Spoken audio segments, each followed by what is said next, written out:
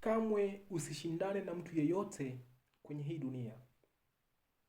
Badala yake, shindana na wewe mwenyewe kwa kuhakikisha unakuwa bora zaidi ya ulivyokuwa jana.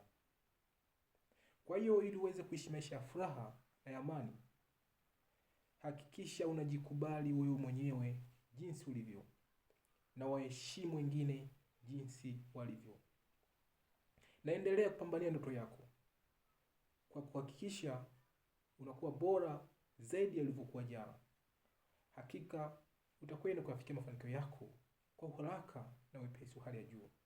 Bila kujali wengine wametangulia, na wewe utafika. Bila kujali umri wako, hakika utafika. Kumbuka, mafanikio yako ndiyo furaha yangu. Asanteni sana kwa kunisikiliza, na Mungu awabariki.